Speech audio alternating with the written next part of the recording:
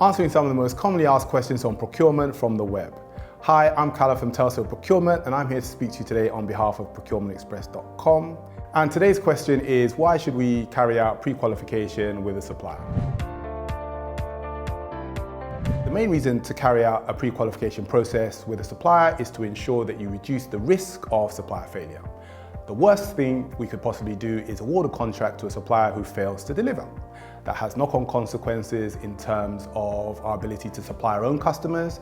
It may damage our reputation with our own customers. So we want to ensure that any supplier we use are reliable, and therefore we need to pre-qualify. So criteria we can use to pre-qualify include competence. We need to understand how competent a supplier is. Evidence we could look for may include client references. So clients they're currently engaged with, reviews on their performance will give us an indication of their competence. We may actually ask for a sample of their products. If it's a service, we can ask them to come in and do a demonstration for us to give us some understanding of their competence level. Another criteria we could look at is their financial stability. It's important for us to be confident that any supplier we award a contract to is financially stable enough to carry out the supply for the duration of the contract.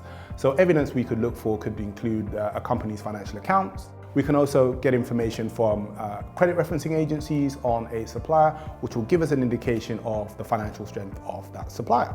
I think it's also important to say that rather than just carrying out a financial assessment of a supplier before you award the contract, you should also carry out the assessment of the financial stability of a supplier during the contract. Particularly on the back of the pandemic, where there's been a lot of disruptions to a lot of businesses.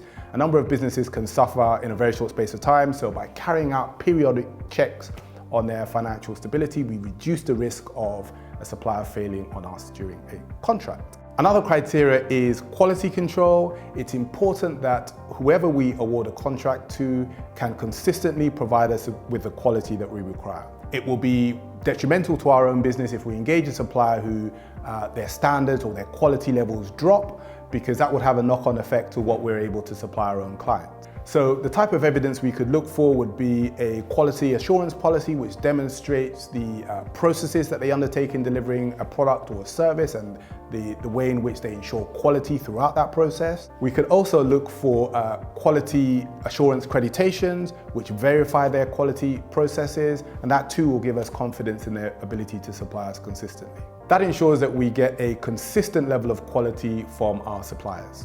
Another criteria is cost control. We need to ensure that any supplier we engage has control over their costs, because if they don't, there is the chance that the supplier will increase their prices to us during the contract. So in order to avoid that from happening, we need the supplier to demonstrate that they have historically been able to control their costs. So any historical evidence they could provide on their pricing history will give us some confidence in that area as well.